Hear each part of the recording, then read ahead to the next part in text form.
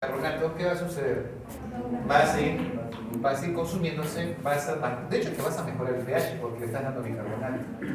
¿Listo? Vas a contrarrestar todos los hidrogeniones, el pH se va a querer normalizar, pero el problema o la enfermedad que está aquí sigue que produciendo hidrogeniones.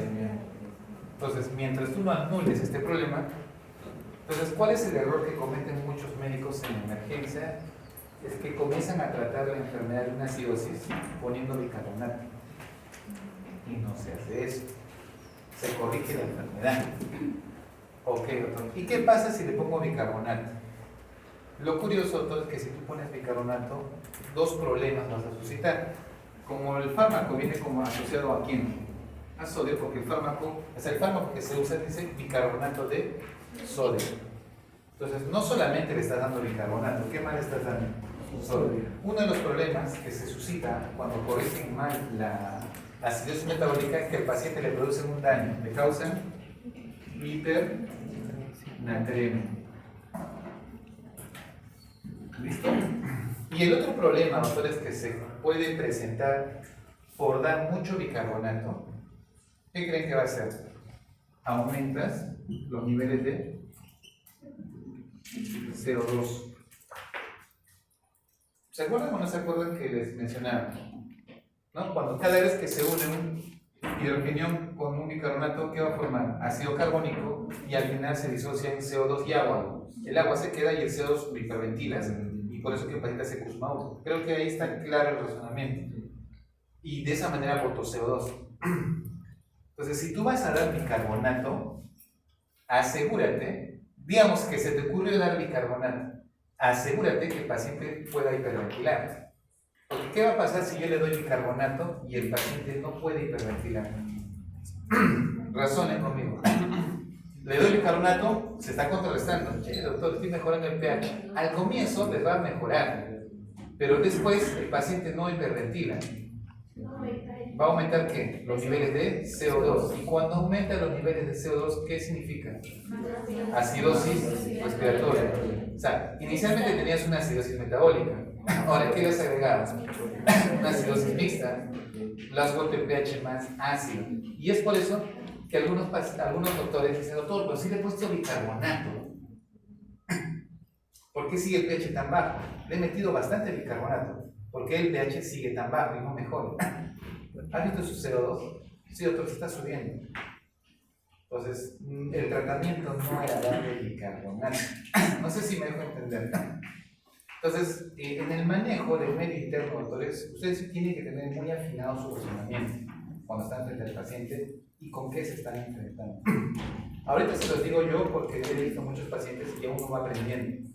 Se lo estoy dando a ustedes algo que normalmente a nosotros no nos enseñaba mucho en la universidad, ¿no? Léete el libro tal y punto, tal cosa. Pero el razonamiento, doctores, creo que es lo que realmente les va a ir a ustedes a encontrarle sentido a lo que están aprendiendo. Entonces, es simple el razonamiento. ¿Por qué no le damos bicarbonato a un paciente con acidosis metabólica? Porque corremos el riesgo que ese exceso de CO2 que va a tener después de que contrarrestes al hidrogenio no lo pueda eliminar y lo lleves al paciente a hacer una acidosis respiratoria. Y el pH que estaba a las justas, llegó el paciente con pH en 6.9, llega a 6.8 y ya se falta. Doctor, pero yo le puse bicarbonato. Sí, le digo, pero ¿te has asegurado que esté respirando? No, doctor. Ok. Por eso es que yo era bien gracioso. Oye, el paciente está mejorando, doctor, y a la media hora el paciente acaba de fallecer. Pero doctor, ¿estaba mejorando? Sí, estaba mejorando, pero lamentablemente el paciente no respiraba bien. Y mira su CO2 está mucho más alto. Les provoca una acidosis. Porque el tratamiento no era darle solamente bicarbonato. ¿Ya? Entonces, cuando manejemos un paciente, recuerden, cuando manejen un paciente ácido-base, tiene dos componentes, pulmón y riñón. No sé, ahora sí me entienden mejor. No es solamente corregir una parte, tienen que ver íntegramente ambos. ¿Ya? Ustedes ya han hecho respiratorio. ¿Ya? Entonces ahí ya no les puedo decir más cosas porque ustedes ya saben cómo se elimina el CO2, qué efectos tiene la frecuencia respiratoria en la eliminación del CO2, qué efectos tiene el volumen tidal en la eliminación del CO2, ¿no? ¿Qué pasa con el CO2 cuando tiene más espacio muerto? ¿No? ¿Y por qué se acumula más el CO2 en un paciente con EPOC? Por ejemplo, con que hacen un cuadro obstructivo. Y ahí también, ¿qué pasa con los pacientes que hacen un cuadro restrictivo? Eso, por ejemplo, ya lo deben dominar. No creo. Entonces, eso tienen que saberlo para mezclarlo con esto. Entonces, si tengo un paciente que por sí ya es un EPOC, es una enfermedad pulmonar obstructiva crónica, y me viene con una acidosis metabólica, ¿se van a arriesgar a colocarle bastante bicarbonato? No, ya están entendiendo el enfoque, ¿no? O sea, el bicarbonato se usa en casos de emergencia, más tienen que saber en qué momento usar. Eso ya lo aprendemos mejor cuando vamos terapéutico. El razonamiento va por ahí. Entonces, vamos a analizar un poquito esta parte. ¿Ya?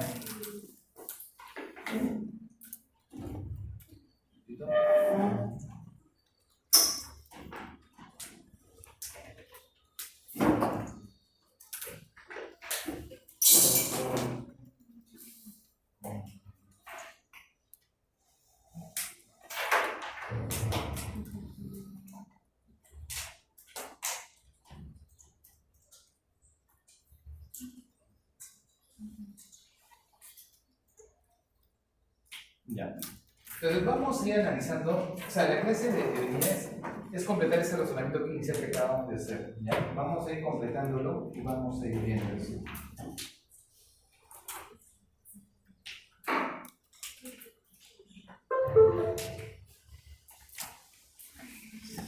Sharing. La última clase. Sharing. Ya. Entonces, creo que ya está claro que es básicamente la definición. pH bajo menos 7.35 que se ha originado por disminución de ¿quién? Bicarbonato. Punto. Y como compensación, ¿quién va a tener que bajar? El CO2. Eso ya está claro. Creo que eso no hay dudas. Y eso tiene que quedar muy claro cuando vean un árbol. Y acá viene un razonamiento bien curioso que le explicaba cuál es el exceso de bases y de qué nos referimos.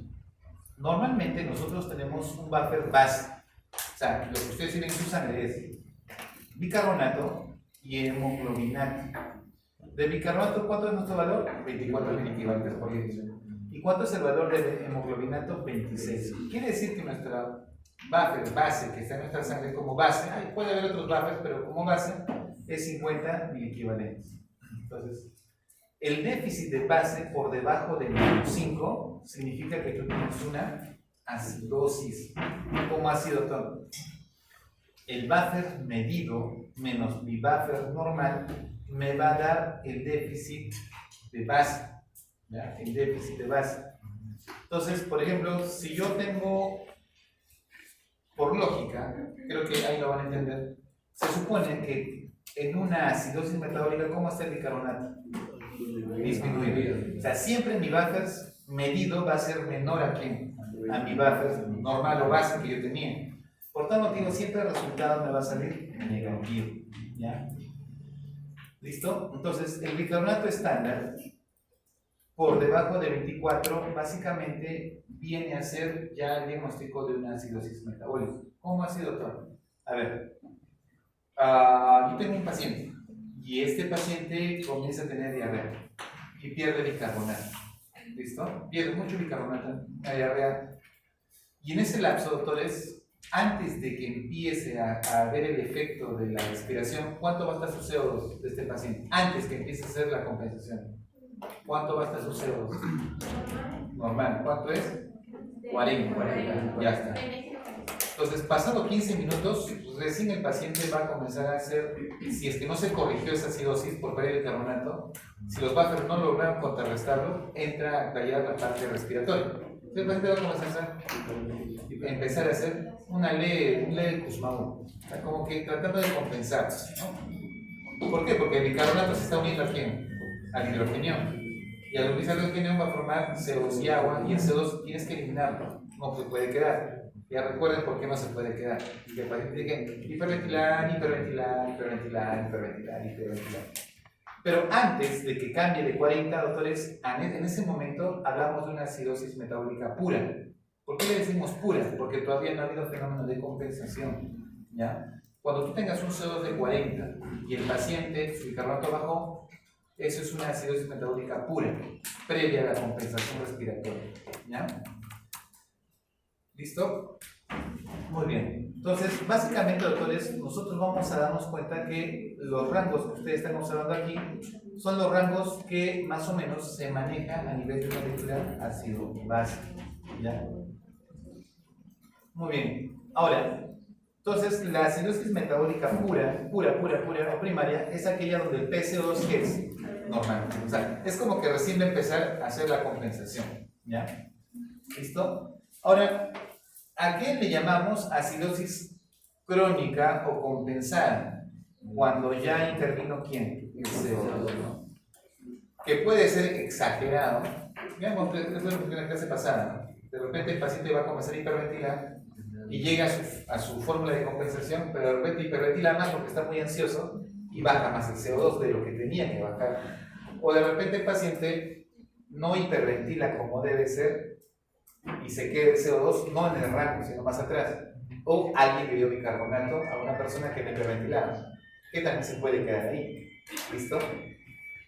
Entonces, por eso les decía, cuando dicen compensado, como les explicaba, en el rango de compensación, si cae en el rango de compensación, en este rango, XY, en el rango de compensación, ya ustedes ponen compensado. Pero si no cae aquí o cae aquí, es no compensado, pero me tienen que decir qué segundo trastorno es el que le causa que no esté compensado. ¿Me dejo entender? Si es acá o si es para este lado. ¿Ya? Es importante eso, por favor, que no estoy volviendo a recalcar. ¿Ya? Entonces, las acidosis crónicas ya hay compensación. Comienza a bajar ¿quién? El CO2. Como una manera de compensar y tratar de que el pH sea lo más óptimo posible. Ahora, existen trastornos mixtos en el aspecto de que, por ejemplo, ustedes, ¿qué pasa si tengo una acidosis metabólica en un paciente que tiene hipopotasemia, por ejemplo? Tiene potasio bajo. ¿Es lógico que tú tengas una acidosis metabólica con potasio bajo?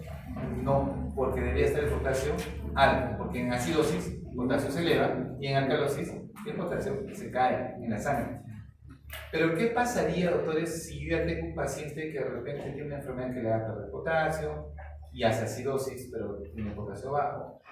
O de repente por ahí hay un tercer trastorno que el paciente está presentando que no les he enseñado todavía, o no le voy a tomar el examen tercer trastorno, pero que está originando que el potasio baje. Eso significa que puede haber una combinación de otros trastornos. Por eso les decía que hay un tercer trastorno que puede explicar otros fenómenos.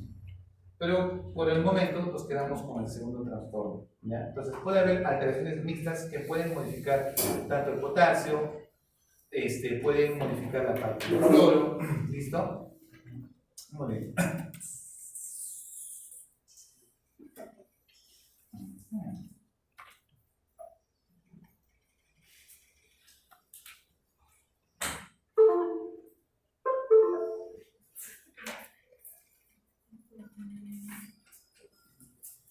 ¿Y ahora qué ha pasado?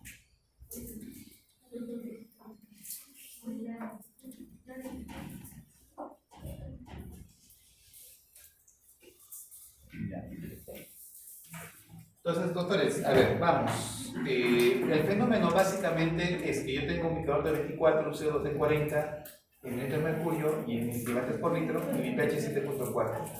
La acidosis se da por el fenómeno de disminución del bicarbonato, ya sea por consumo, por querer contrastar como bajas, o ya sea porque lo he perdido, por diarreas o por el riñón. Y uno de los fenómenos que ustedes ya han conocido son las acidosis tubulares, ¿no? Las acidosis tubulares renales, ¿no? ¿Qué se hacen para perder bicarbonato? Perder. ¿Listo? Muy bien. Lo único que me queda para poder compensar la balanza es que también baje el peso del CO2 y tengo que disminuir para que por lo menos mi balanza se aproxime a 7.4. Ahora, lo curioso, doctores, y quiero que vean lo siguiente. Compárenlo con este gráfico de aquí. Y me dicen, acá, bicarbonato y CO2. La flecha, ¿a qué apunta? Directamente. 7.4. Y aquí, doctores, la flecha, ¿dónde apunta?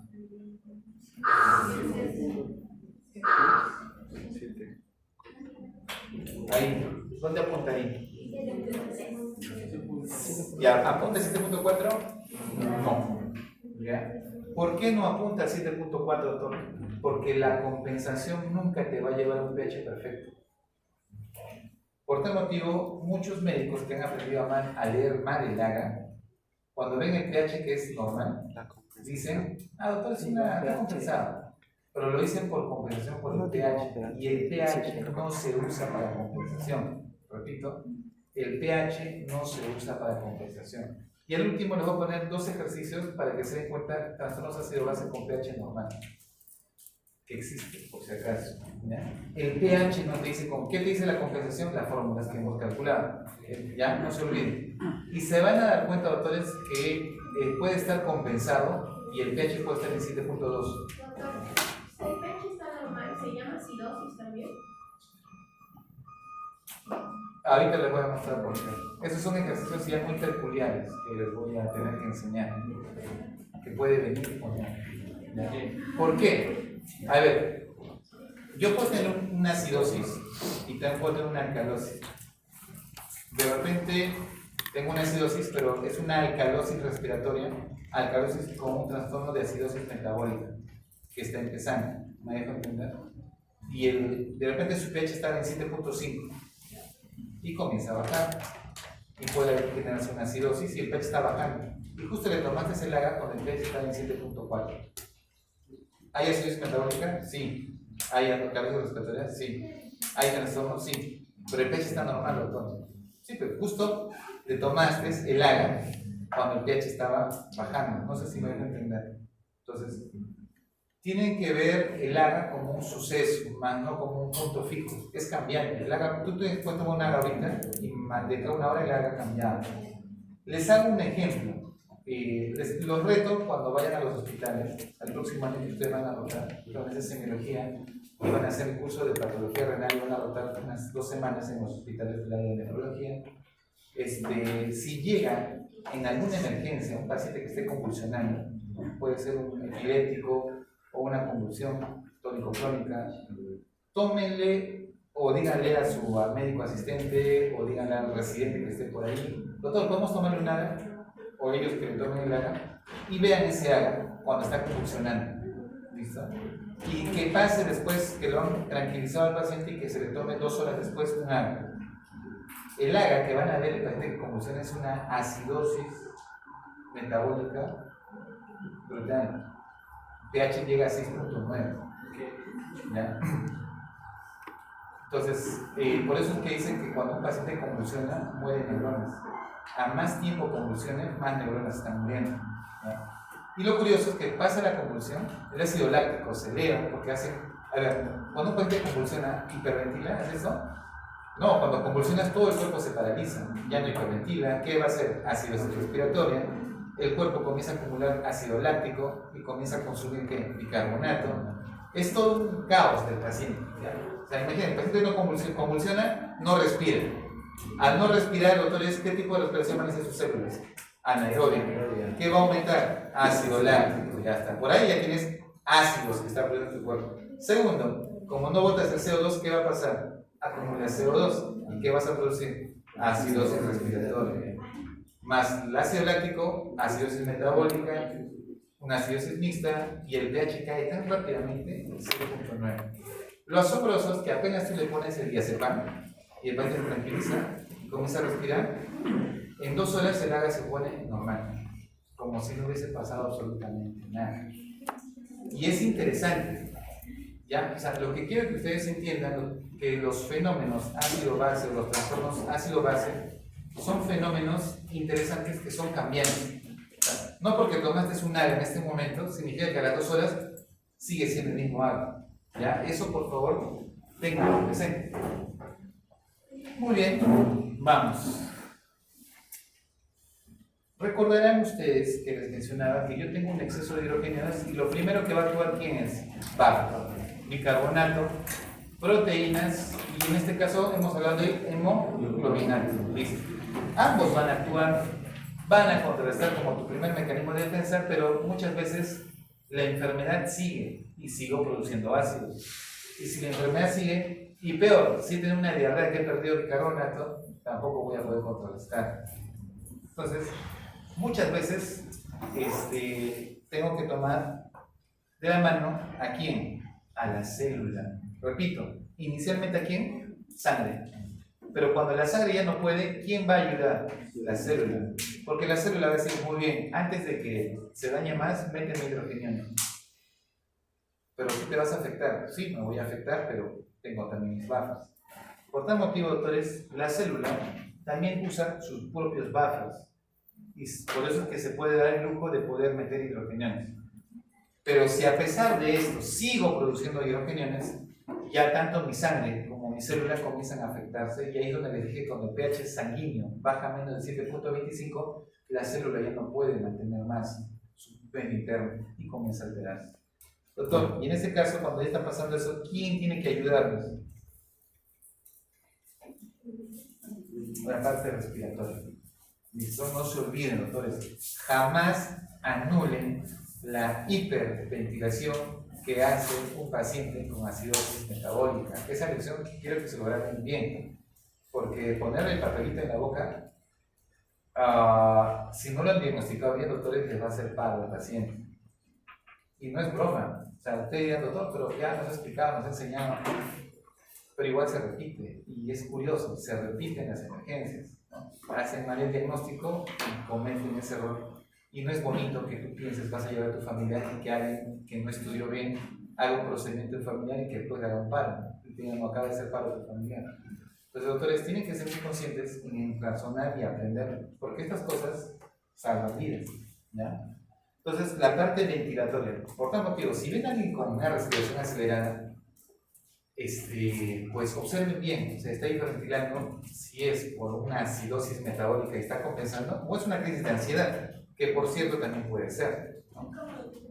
¿Cómo diferenciaríamos, doctor? Muy buena pregunta. Recuerden que la acidosis metabólica en su mayoría viene por trastornos no tanto de ansiedad. Viene un paciente muy hipoactivo, apagado. Recuerden que su pH está bajo, su cerebro no es tan activo. No es que vienen, todos me siento mal. No sé. Los que vienen por crisis de ansiedad vienen todo estresados, te gritan. Esa es la parte clínica. Es como que vienen y te gritan, no, me siento mal, ¿cómo te sientes? Me siento mal. Pero el que viene por la acidosis metabólica viene, me siento mal, ¿no? Como que le da sueño, como que no tiene fuerzas. ¿Listo? No grita, solamente viene otro. Me siento mal, me falta el aire, ¿no? Entonces, ese es un dato que sí te puede ayudar. Segundo, preguntar enfermedades. Por ejemplo, si es diabético, de hecho que tienes que pensar que no sea una cetosis diabética, ¿no? Estás obligado. Ahora le voy a tomar un hemoglucotest y te salen 500. Ya, pues, no vas a pensar que es una crisis de ansiedad, ¿no? Que podría ser, pero es ya raro, ¿no? Entonces ahí no le vas a calmar. Su glucosa sale normal. Pero esto no es una crisis de ansiedad. Doctora, ¿sabe que hace un año me diagnosticó enfermedad renal crónica? Yo tengo estadio muy avanzado en mi enfermedad renal. ¿Qué hemos dicho que pasa cuando tienes daño renal? Se almacenan hidrogeniones. No porque produzcas, sino se almacenan. Y por tanto te hace acidosis metabólica. Pero, es renal. A ver. Entonces, ¿por qué vino respirando rápido? Porque se puso una boca para compensar su acidosis. ¿Me dejo entender? O sea, doctor, como en el caso que nos pasó, que les pasó, que por cierto se le puede ver a cualquier médico, un jovencito de 17 años que les comentaba, ¿no? Nadie se imagina que un jovencito de 17 años va a ser diabético, ¿no? Normalmente, y peor si no hay antecedente que el niño tuvo diabetes tipo 1. ¿Ya? Pero para que vean cómo un niño sí se puede volver diabético, un jovencito. Todos somos predispuestos a volver diabéticos, ¿eh? Uno más que otros, hay que cuidarse. Bien, doctores, pues el primer mecanismo, sangre. No funciona, la célula dice ya, méteme los hidrogeniones. ¿Qué voy a hacer? No puedo dejarte toda la carga a ti, mete los hidrogeniones. La célula agarra y dice, muy bien, voy a usar mis bajas. Pero sigue habiendo hidrogeniones, la célula ya está, al consumir sus bajas, comienza a bajar su pH. Y dicen, ya, más sigamos siendo bicarbonato. Hay mucho CO2. Y ese CO2, antes que se vuelva tóxico, porque no me conviene que haga una acidosis respiratoria, el pulmón dice hay que botar y comienza a hiperventilar y es el pulmón, ¿no? Ya tiene la lógica, ¿no? O sea, esa es la lógica que va haciendo el cuerpo. Una vez que haces la parte ventilatoria, si tienes una muy buena ventilación, doctores, ustedes pueden bajar su CO2. Por ejemplo, el más bajo CO2 que he tenido un paciente ha sido 6. ¿Ya? O sea, el CO2 lo eliminó a tal punto que su nivel no era 40, ni 20, ni 15, ni 10, era 6 de CO2. Y de esa manera logró mantener un pH de 6.9 y llegó vivo a la emergencia. Si no hubiese hecho esa hiperventilación tan acelerada que tuvo el paciente, ya se hubiese muerto en el camino, porque se demoraron 1 hora y media por ejemplo entrar al paciente por el tráfico.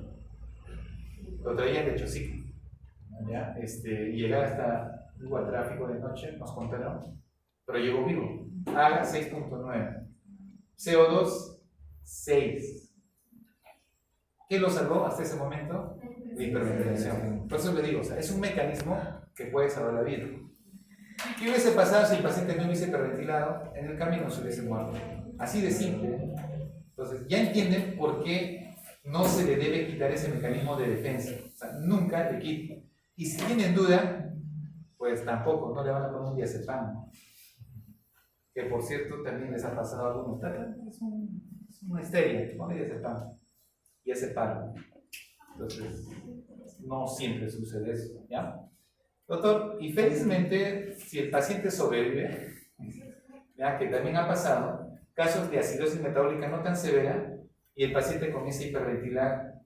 Hay acidosis metabólicas que son muy lentas, ¿ya? No es que aumenta tan rápido los hidrogenianos. Poco a poco va aumentando. El primer día aumenta un poco, segundo día va aumentando un poco, ¿me hago entender? Tercer día, y el cuerpo comienza a hacer un Kussmaul. Entonces dice, viene el familiar y nos dice, doctor, desde hace 3 días noto que respira raro mi hijo, o respira raro mi papá. Así, hace 3 días respira raro, sí, doctor. Retomamos el AGA y es una acidosis metabólica con hiperventilación.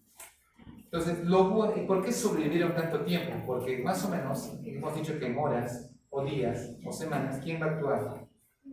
El riñón. Si logra actuar el riñón, doctores, el paciente puede todavía sobrevivir mucho más. ¿Me dejo entender?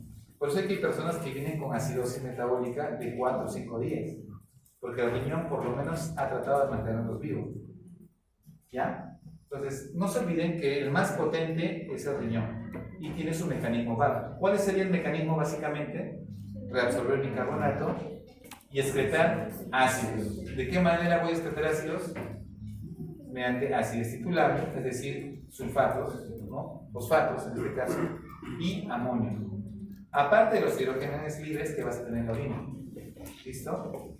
Y de esa manera, 2 mecanismos fundamentales son los que van a regular los hidrogenados, que creo que ya nos quedó claro, que son, uno, la reabsorción de bicarbonato y el otro, la excreción de ácidos. ¿Ya? No se olviden, esos son los 2 mecanismos que tienen que recordar. Esta es una gráfica y es el gráfico de Davenport. Davenport era un investigador que le gustó mucho esto, ácido base, y decía, se podría crear una tabla para no aplicar fórmulas y que tú hagas un cruce de información y solo digas, si cae acá es compensado y si cae fuera de ese cuadrito no es compensado. Y él comenzó a aplicar la fórmula matemática y hacer su propio gráfico.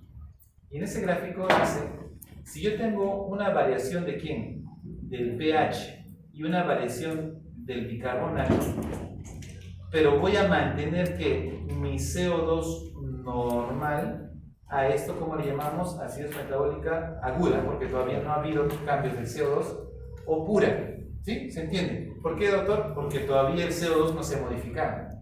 Por ejemplo, tengo un pH 7.2, más o menos hasta aquí, y por acá Carlos sería más o menos 15. Quiere decir que para un bicarbonato de 15, más o menos el pH debería ser 7.2, siempre y cuando no se modifique ¿quién? Mi CO2. Doctor dice, a ver, si tuviese mi pH de 7.3, subo más o menos aquí, y le correspondería un bicarbonato más o menos de 19. Entonces, si yo tengo un bicarbonato de 19, más o menos el pH va a estar ¿cuánto? 7.3. ¿Me dejo entender? Entonces, dale por hacer un cruce, siempre y cuando mantengamos el CO2 normal. Y eso sería la fase de una acidosis metabólica pura o aguda. antes de que empiece la compensación. Pero Davenport dice, pero lo real es que va a haber compensación porque el paciente, ¿qué va a hacer? Pues maduro, y va a comenzar a hiperventilar. Por tal motivo va a haber gráficos con curvas de 30, de 20, de 15, de 10, y el caso realmente que es, hasta que no he visto un CO2 más bajo que 6, que fue el más bajo que he visto hasta ahora, de 6, ¿no? Entonces Davenport dice, se va a dar fenómenos de compensación.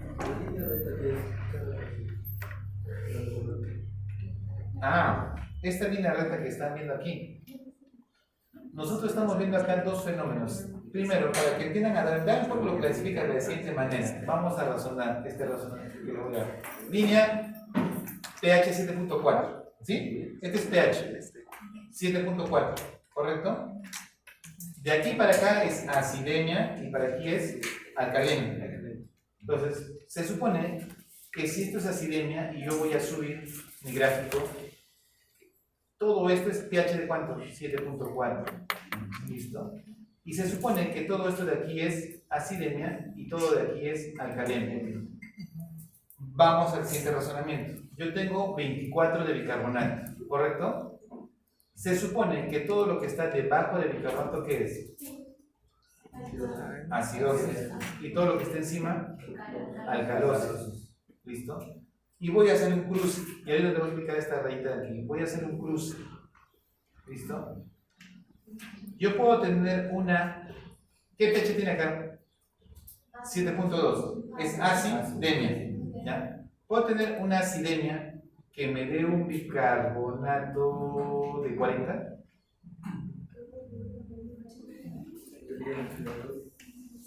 Claro, por eso te digo, puedo tener un paciente que tenga un pH de 7.2 y que tenga un bicarbonato de 40. No debería existir, pero Davenport dice que sí podría existir. ¿Por qué? Porque el 7.2 que ustedes ven acá, el pH depende solamente del bicarbonato. ¿De quién depende? CO2. ¿Qué pasaría si yo tengo 50, 60, 70, 80, 100? Digamos, 7.2, el bicarbonato está en 40, pero tengo un CO2 de 100. ¿Qué voy a tener ahí? Una acidosis respiratoria, y la acidosis me produce un pH de 7.2. Entonces Davenport descubrió y dijo, un ratito, yo puedo tener una acidemia con bicarbonato muy alto porque hay otro trastorno. Y Davenport dice, hay otro trastorno que ha hecho que este pH baje. ¿Me dejo entender? Entonces, ahora, de ahí cuando Davenport ve el gráfico dice, acá hay una línea. ¿Ya? Y esta línea que ustedes están viendo, básicamente es la línea que nos va a tratar de mantener el equilibrio más o menos del pH. ¿Cómo así? Tratando de compensar lo que es las zonas de equilibrio. Lo que trato de decir es lo siguiente, que yo puedo tener una acidosis metabólica que supuestamente tengo bicarbonatos menos de 4, pero yo puedo tener acidosis metabólicas con bicarbonatos más elevados, ¿ya? Pero básicamente se mantiene un equilibrio diferencial. Esta línea que ustedes ven es la línea que divide lo que son las alcalosis respiratorias, ¿listo? Y las acidosis respiratorias, ¿ya? Entonces lo que está acá es acidosis respiratoria y aquí va a ser las alcalosis respiratorias. Por eso es que ahí esta gráfica es de la parte respiratoria, por eso es la línea de las variaciones de CO2, ¿ya? Principalmente. Ahora, las líneas que ustedes van a ver ahorita, básicamente en este nivel, perdón, a este nivel, doctores, son las líneas de compensación, ¿ya? Entonces Davenport dice, hagamos las fórmulas que les he enseñado a ustedes. ¿Te acuerdan las fórmulas, no? Para acidosis metabólica, ¿cuál es la fórmula? Por cada 1 miliequivalente de bicarbonato baja 1.2 de CO2. O aplicar la fórmula 1.5 por bicarbonato más 8. Ya depende de ustedes.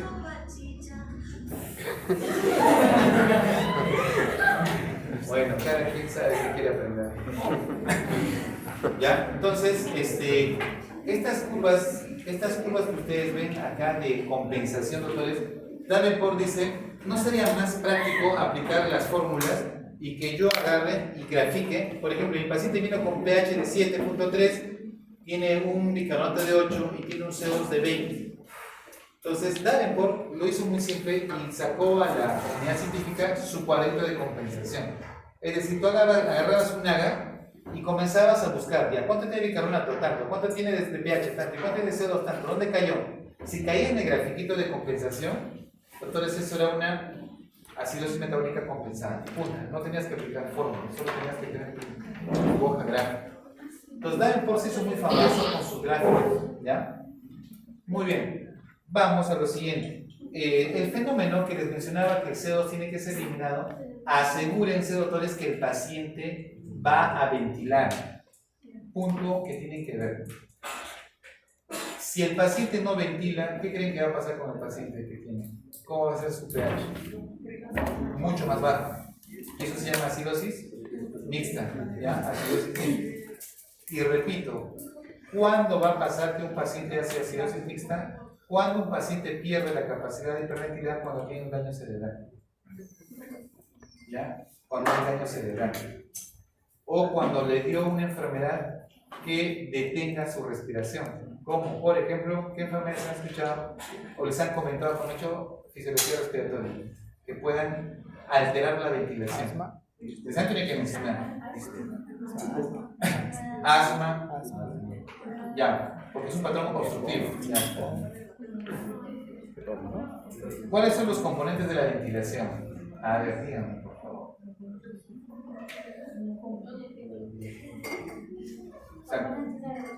¿Ah? ¿Cómo ventilas? ¿Quiénes te ayudan a ti a ventilar? ¿Ustedes han hecho ya? Diafragma, uno. Ya, músculos, la pared torácica, las presiones negativas de la vía pleural, todo lo que sea caja torácica y todo lo que te permita controlar ese movimiento.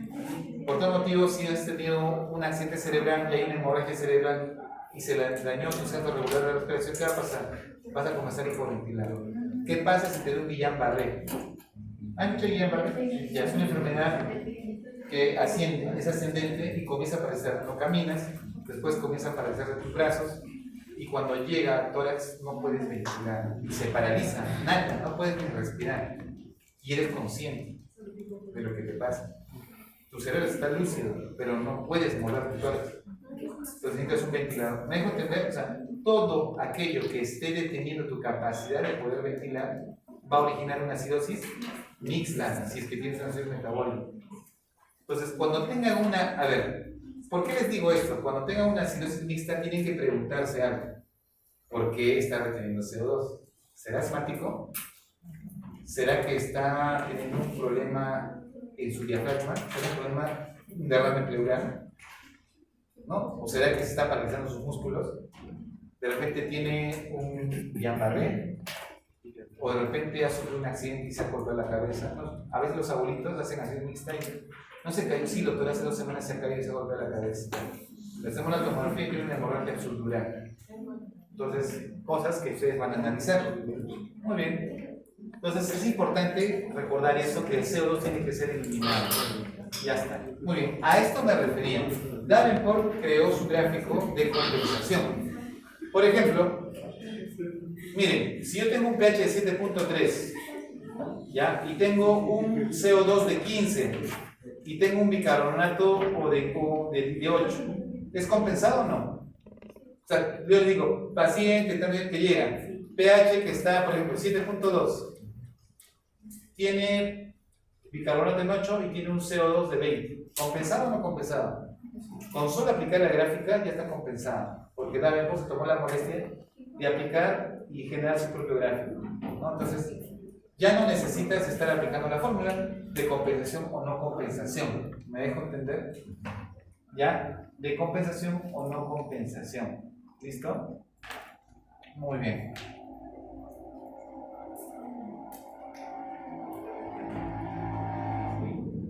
Entonces, las estaciones metabólicas compensadas son todas las que caen en este recuadro, ¿no? Ahora, vamos. Creo que esto ya va a ser más fácil por el razonamiento de la clase anterior. Tenemos anion gap normal o diferencia aniónica, que sería, o la brecha aniónica normal, que hemos dicho que sería una acidosis metabólica hiperclorémica. Y tengo una anion gap o diferencia aniónica aumentada, que sería un exceso de ácidos. ¿Cómo clasificamos ese exceso de ácidos? Entonces se clasifican de dos maneras. El principal ácido de todo nuestro organismo fisiológicamente que se va a generar es ácido láctico. ¿Ya? Lactato. Repito, el principal ácido que se va a generar en cualquiera de nosotros, que somos personas que de repente no tenemos una enfermedad, es lactato. Ustedes ya lo han experimentado cuando han hecho ejercicio. Si da por ver, se van a la altura y están en hipoxia, su cuerpo genera ácido láctico. ¿Ya? Todo aquello que les causa hipoxia puede generar ese ácido láctico. O todo aquello que disminuya su perfusión celular les va a producir ácido láctico. Como por ejemplo un shock séptico, un shock cardiogénico, un shock distributivo. El hecho de que baje su presión, doctores, va a originar que tengan hipoperfusión celular y las células que van a hacer respiración anaeróbica. ¿Ya? Entonces todo aquello que disminuye la oxigenación o disminuye la perfusión, que es hemodinámica, por si acaso, que van a hacer cardio, ¿ya? Aprendan muy bien hemodinámica, doctores, porque cuando hagamos el próximo año simulación, hemodinámica es uno de los puntos que tienen que aprender en simulación, ¿ya? Hemodinámica. Entonces, doctores, el ácido láctico se eleva por dos cosas: hipoxia o trastornos de la hemodinámica. ¿Qué significa? Perfusión. ¿Qué tanto de sangre le llegan a sus tejidos de ustedes, de sus pacientes? ¿Ya? Son dos: ácido láctico normal o ácido láctico aumentado. Si el ácido láctico está aumentado, pues tendrán que buscar la causa de que elevó el ácido láctico. Si el ácido láctico es normal, pues tendrán que preguntarse, entonces, ¿estos ácidos de dónde vienen? Entonces, ¿listo? Muy bien, vamos analizándolo. Acidosis metabólica, pH, diferencia aniónica normal. Ya saben cómo se calcula la diferencia aniónica, valores que van de 8 a 10, ¿listo? Y ustedes van a tener que hacer la siguiente pregunta: si tengo una anion gap normal, ¿cuál es la principal causa de estas acidosis metabólicas hiperclorémicas? Hemos dicho la principal causa es vía digestiva, la principal es diarreas, ¿no? ¿Se acuerdan que les comenté? Diarreas. ¿Y las otras causas de pérdida de bicarbonato cuáles? Las famosas acidosis tubulares renales, que pueden tener hiper o hipopotasiemias, y tienen la tipo 1 y tipo 2, que son las más clásicas, y la tipo 4, que es una también no tan clásica, pero también tienen que saberlo. ¿Listo? Y vamos siguiendo. Si yo tengo una acidosis hiperclorémica por anion gap normal, que es pérdida de bicarbonato,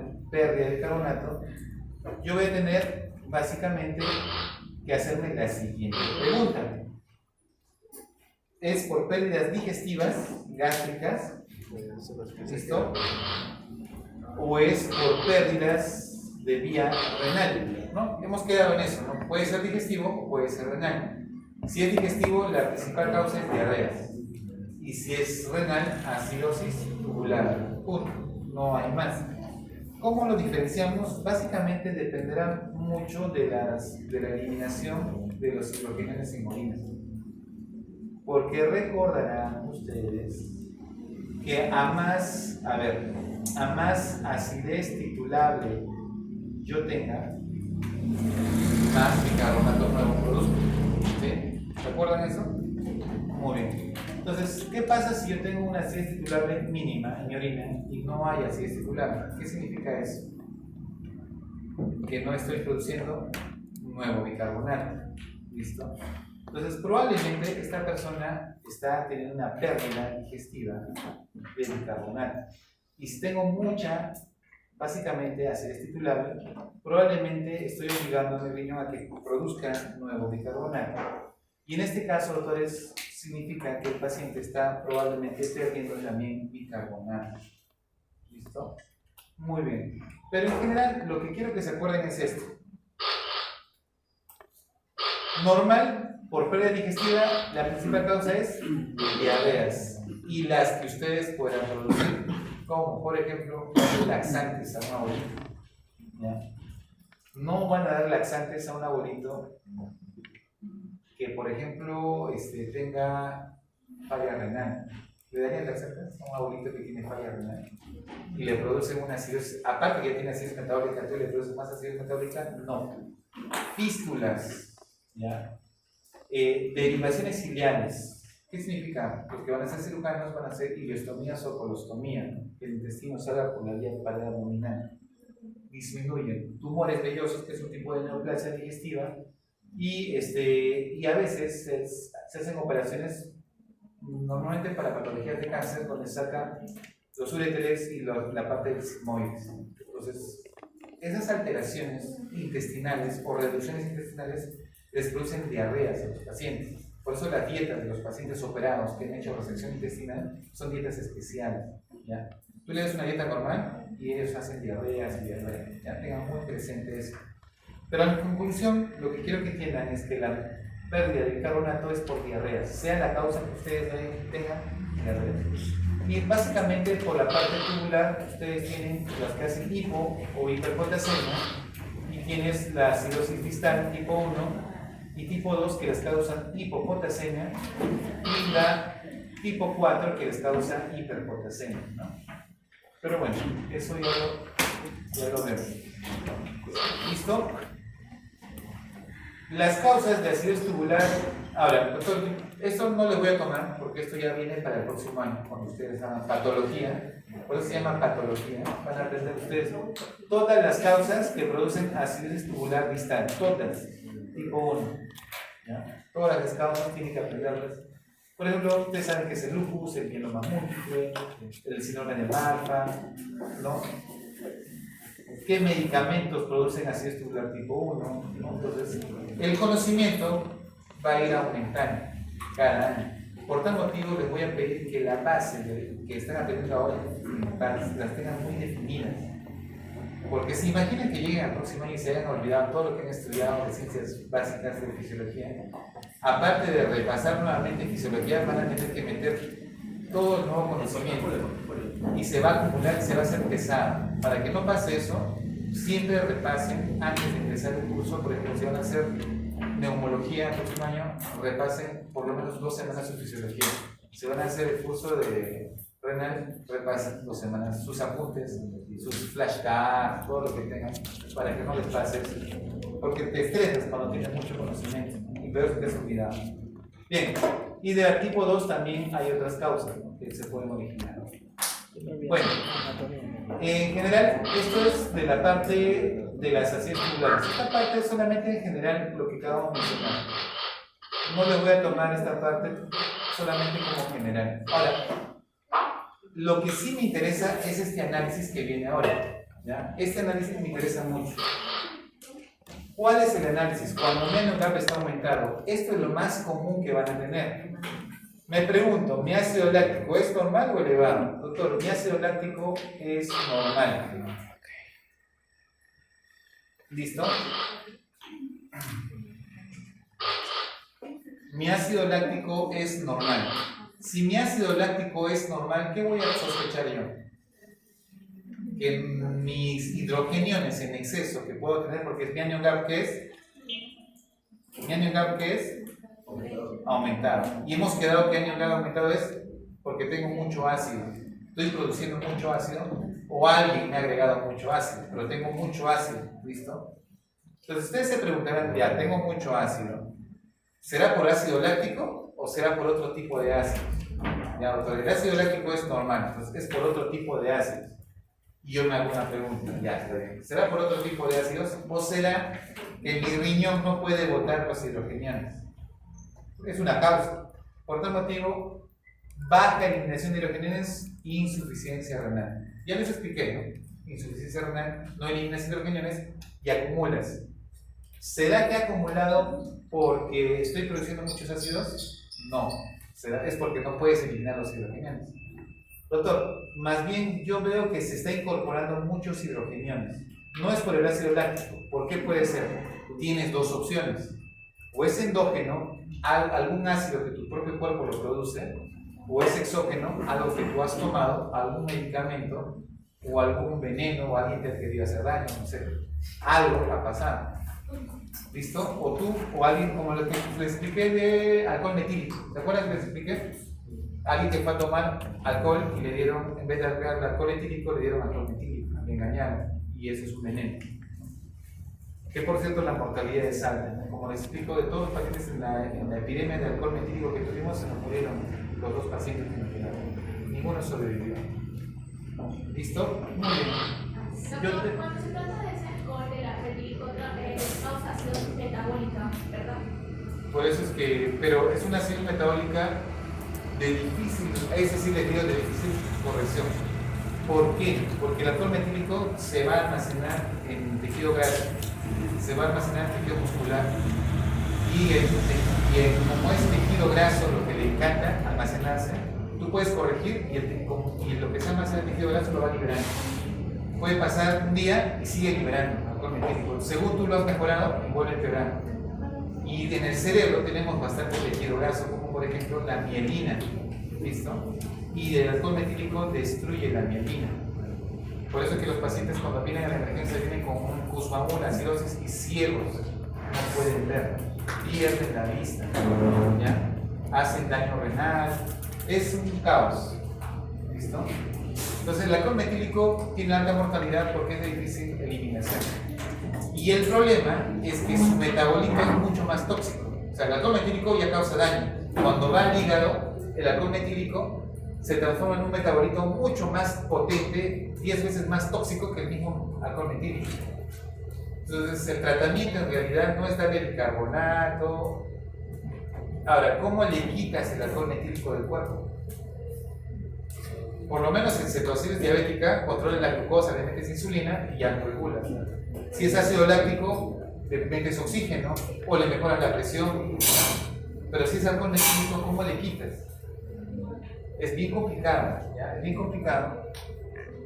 Y peor, si sabes que pasa por el hígado y el metabolito es mucho más tóxico que el alcohol metílico, entonces tendrías que usar un medicamento que no permita que se convierta en ese metabolito tóxico. Hay un medicamento que sí, pero lamentablemente en el Perú no existe mucho. Solamente hay 2 hospitales que lo tienen.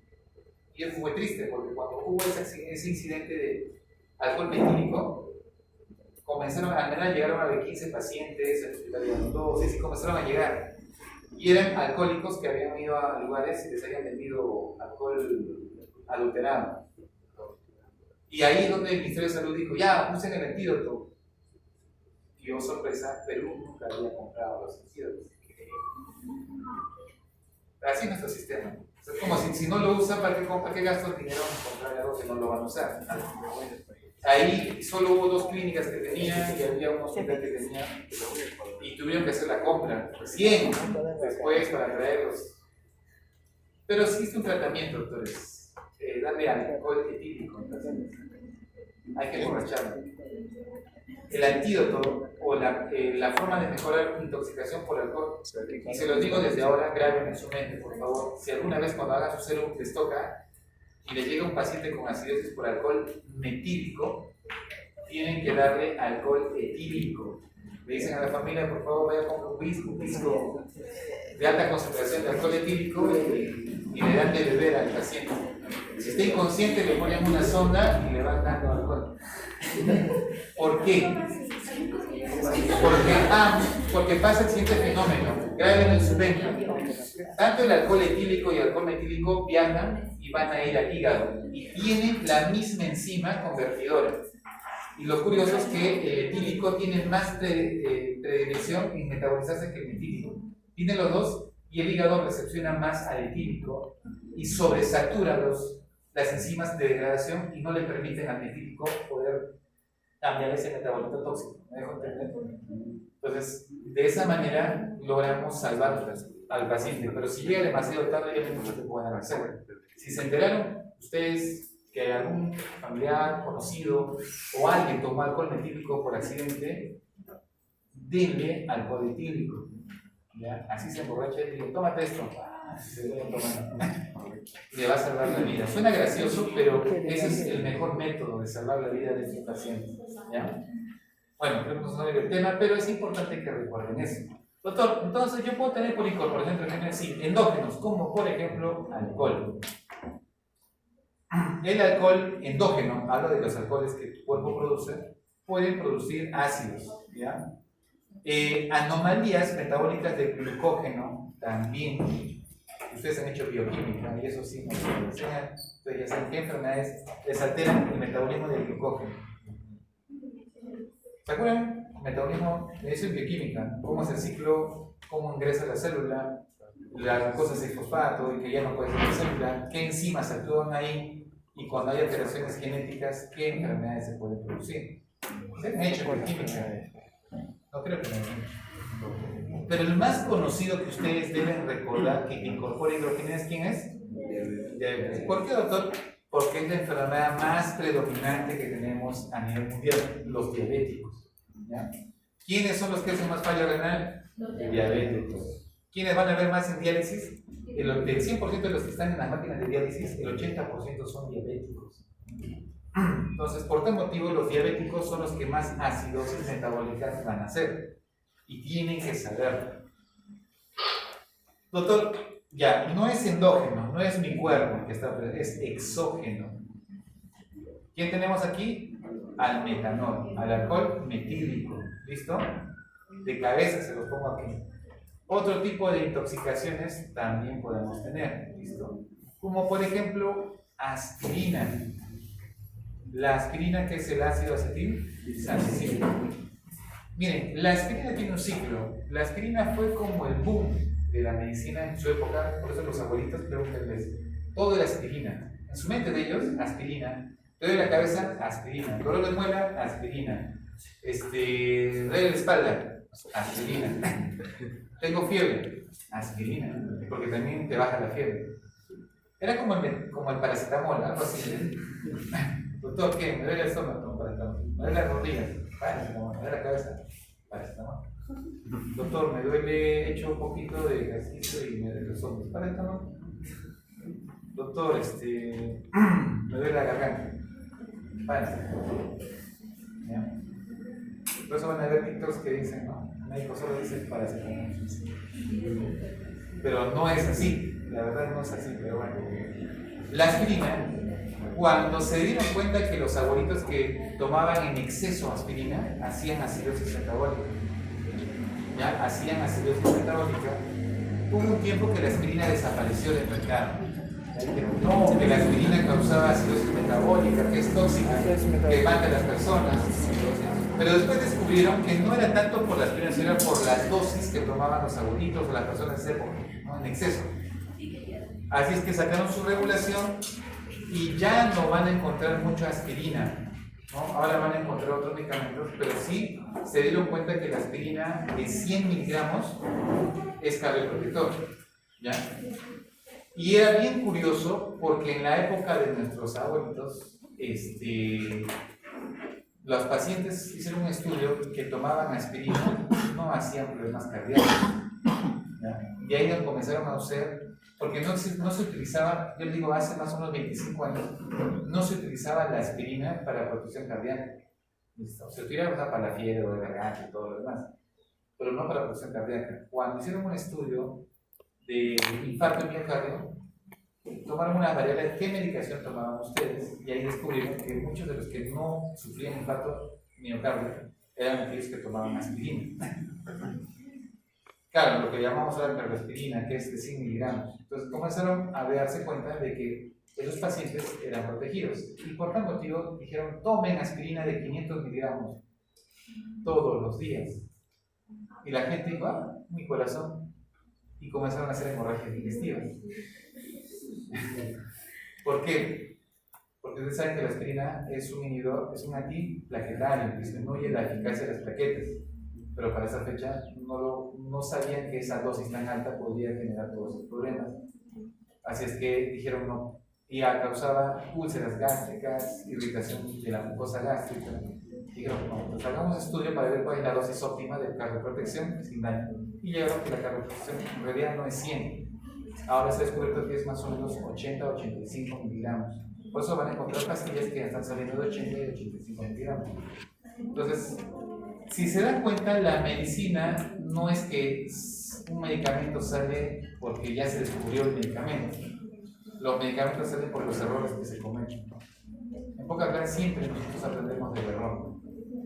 Así es que si ustedes alguna vez como médicos cometen algún error, es un modo de aprendizaje, ¿ya? No se sientan mal. Muy bien. Otro, rabdomiolisis, doctores, la rabdomiolisis básicamente lo van a tener aquellas enfermedades que destruyen la parte muscular, como aquellas personas que hacen exceso de ejercicio, ¿ya? A los que hacen fisicoculturismo, ¿ya? Hacen daño renal y hacen acidosis metabólica. Los que consumen etilenglicol también, paraldehído también, pueden generar exógenos, grábenlo más. Los más comunes, doctores, que van a ver en las preguntas de NAM, yo he estado revisando las preguntas que vienen de NAM y las preguntas de STEP, los que quieren irse a Estados Unidos, ¿ya? Y los que quieren irse, por ejemplo, a España, que son el MIR, ¿no? Y el CTO, que son las academias que, ¿no? Y el examen de la MIR. Miren, las preguntas más comunes que he visto de acidosis es diabetes, intoxicación por aspirina y metanol, ¿ya? Estos tres, normalmente he visto que vienen un 70% de las preguntas de casos clínicos asociados a acidosis metabólica, ¿ya? Y el otro grupo es acidosis metabólica por insuficiencia renal, que es otro tipo de pregunta, ¿ya? Por si acaso, es que traten de repasar. Muy bien. Doctor, mi ácido láctico no es normal, mi ácido láctico sí elevado. Mi ácido láctico sí elevado, doctor. ¿Cuánto está? Más de 5.000 equivalentes. Por tal motivo, si sí elevado, me hago la pregunta, ¿será porque hay un problema en la hipoxia, o sea, no le llega oxígeno, o será un problema en la hemodinámica, que no le llega sangre a los tejidos? Son dos cosas diferentes. Yo me puedo oxigenar bien, pero no le llega bien la sangre a mis tejidos, ¿no? O puedo tener que le llega bien la sangre a mis tejidos, pero no me oxigeno bien. Entonces, tipo A y tipo B. Tipo A con hipoxia tisular. Por ejemplo, si un paciente les viene con hemorragia digestiva y su hemoglobina que estaba en 14, como ustedes deben tener su hemoglobina, me imagino, ¿no? 14, ¿cuánto tiene hemoglobina en promedio? 14. 12 ya para mi hemoglobina está básica. Varones 13 por lo menos, varones. Saben que el varón no debe tener anemia, ¿no? Los varones no debemos ser anémicos, ¿ya? Los varones no debemos ser anémicos en ese caso. Un varón que tiene una anemia, hay que preocuparnos que algo está pasando. El varón, bien difícil que tenga hemoglobina menos de 13, ¿no? De 14, 15, 16, no está muy bien. En las damas, normalmente 12 es el punto de corte, pero la dama, básicamente por su ciclo menstrual, puede tener modificaciones por cada mes, si el ciclo es más abundante o no, y pueden bajar sus hemoglobinas hasta 11 muchas veces. Entonces, ahí sí se puede aceptar, pero los varones, doctores, se los pongo desde ahora. Cuando tengan un paciente varón con una hemoglobina menos de 12, pregúntense, algo no está bien, ¿ya? Algo no está bien. Repito, anemias graves, ¿por qué? Porque la anemia grave, básicamente, no permite que llegue oxígeno a sus tejidos. Cianuro. ¿Saben qué es el cianuro? No. Es un veneno. ¿Qué causa el cianuro? ¿Ah? El cianuro causa ahogamiento. Hace de que tu célula deje de funcionar, anula tu mecanismo de oxigenación tisular. ¿Ya? Si es un veneno inoloro, incoloro, no se puede detectar. Lo usaban mucho para los que asesinaban, por ejemplo, agarraban los libros de muchas personas que echaban. Hay varios libros que comentan cómo usaban ese libro. Le echaban y agarraba y comenzaba a leer el libro, ¿no? A veces la costumbre de agarrar la tapa del libro o las hojas de hacer así y después, ¿no? Con la lengua y hacían así. Siguiente, hojita, siguiente. Y ahí le echaban, justo en esa zona le echaban cianuro, entonces cada rato iban a meter cianuro ese lado y al día se muerto. Entonces decían de que murió. Entonces, pero ahora sí se puede detectar porque ya existen reactivos, ¿no? Que le ponen a las hojitas y ya es fácilmente detectado por los forenses si ha habido gente destruida por cianuro. ¿Listo? Convulsiones, doctores, ¿qué mucho que hace la convulsión? Disminuye la inyección de CO2 y por tanto el oxígeno. ejercicio muscular. Ya, embolia arterial, ejercicio muscular. Pero ejercicio, no el hecho de que puedes caminar 15 minutos, salir a correr un ratito, no, ejercicio muscular. Aquel que se mantiene cuando tú sientes que te estás ahogando. No se les ha pasado en el colegio. A mí me tocó un profesor de física. ¿Cuántas vueltas, doctor? Van a dar, el profesor, el colegio era grande, van a dar unas 5 vueltas. Cuando ya estábamos en la vuelta 3, nadie podía correr. Y decían, si no llegan, les pongo a hacer. Estábamos así cianóticos, sigan corriendo. Y en esa época sí castigaban. No como ahora que ya no castigan. No, ¿verdad? Agarraban un palo y con el palo, corre. Si no corrías, venían y quedaban las piernas. Ustedes dirán, haciendo un paréntesis, ustedes dirán, pero que salvaje. Pero era una forma de educación que se tenía en esa época. Yo me acuerdo que cuando hacíamos matemáticas, venía la profesora y decía, muy bien, vamos a tomar una lección sobre las fórmulas de tal. Y ellos no llamaban por apellidos. Decían, primer día de clases, doctora, apellido tal, usted es la número 1, usted es el número 2. Alumno 13, alce. Así era, ¿no? Los profesores no se relacionaban mucho con el estudiante, son apellidos, nombres. Entonces, para oral, base 14, 15, 18 y 32. Escuchabas tu número y tenías que saber. Y agarraba un palo. Empezaba en colegio secundario. Y la profesora agarraba su palo y decía, a ver, dime la fórmula tal. ¿No sabes? Mano. Y así. Pasaba a la siguiente etapa. Vamos con la segunda pregunta. Y ya no era mano, era muslo. Volteate. Y ustedes dirán, yo les aseguro que ustedes en el colegio nunca han visto que les han pegado, ¿sí? No. Pero en la época nosotros era como, si tú llegabas tarde al colegio, mi colegio es el colegio de varones, el secundario, ¿ya? Si tú llegabas tarde al aula, ¿ya? Bueno, en el colegio de varones había las canchitas de pasto que ustedes ven. Cada cierto tiempo les echaban guano de animales que traían. Venía un camión y lo tiraban. Entonces, ¿qué hacían? Esparcían el guano en toda la cancha un tiempo. Y tú llegabas tarde y decían, muy bien, remánate la camisa, remánate el pantalón, sácate tus zapatos y rampea de aquí hasta allá. ¿Ya? Y te hacían rampear. Entonces, y llegabas al otro lado y decías, ya, ¿vas a llegar tarde la próxima vez? No, mi instructor. Tienes que instructor porque eres la auxiliar. Era como medio militarizado. Entonces tú te preguntas si pero era una educación bastante militarizada o bastante, ¿no? Ahora no pasa eso. Ahora más bien les damos la libertad de que ustedes decidan por su vida. Antes no. Te obligaban a estudiar. Si no estudiabas te pegaban. Si no, era diferente. Entonces, que por cierto no era bueno tampoco, ¿no? Porque realmente era muy... Pero no les voy a mentir, mis compañeros del colegio, cuando nos hemos encontrado, se acuerdan mucho de esas anécdotas. Y en la última encuentro de promoción que hubo, invitaron a todos los profesores que les pegaron y les dieron reconocimiento y dijeron que fueron bien. Y ustedes se preguntaban por qué. Y ahí es donde confesaron, dijeron que gracias a la presión que les metieron, uno de ellos era ingeniero, el otro dijo yo soy abogado, yo soy tal, yo soy tal. Entonces, cada quien sabrá cómo le ayudó en su vida. Muy bien, ejercicio muscular extenuante, doctores, tengan mucho cuidado porque sí, van a ser ácido láctico. ¿Y cómo después la prueba de que hicieron mucho ácido láctico? Dolor muscular. ¿Ya? Cuando sientan dolor muscular, quiere decir que han superado su nivel básico de ejercicio. O sea, le han exigido a su cuerpo más allá de lo que normalmente estaba acostumbrado. Si ustedes han hecho un ejercicio, han salido a correr y al día siguiente no sienten ningún dolor, quiere decir que todavía no han llegado a su punto límite. Han llegado a su punto de estándar, pero si quieren llegar a su punto límite de ejercicio, siempre al día siguiente tienen que amanecer con un poco de dolor muscular, porque significa que han llegado a su extremo de producir ácido láctico. ¿Listo? Muchos han llegado a su extremo, estoy seguro.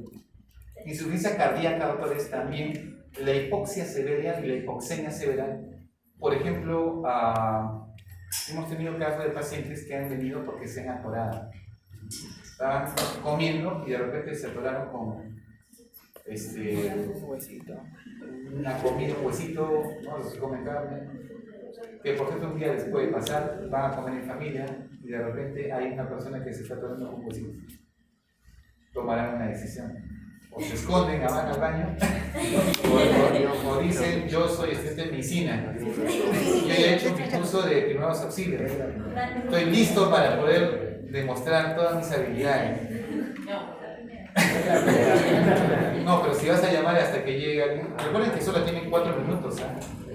En 4 minutos van a salvar un cadáver vegetal, pero ¿qué decisión tomarían? Me da curiosidad. No creo que se van a esconder, ¿o sí, no?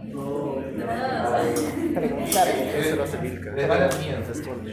Vamos a ser sinceros, les va a dar miedo. Porque es la primera vez, y si me equivoco, y si no lo ayudo, y si lo empeoro, ya da miedo. Se lo digo por experiencia, o sea, las primeras veces que hemos tenido ese contacto, mi primer contacto fue cuando estaba en 4º año de medicina. Tuve que desarrollar una situación que todavía no había estudiado, pero tenías que resolverlo y te va a tocar.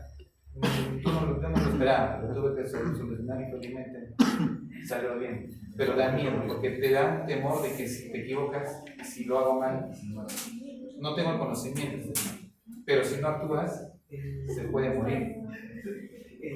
¿Ya? Entonces, algún día les va a tocar. Que estén preparados cuando llegue ese momento.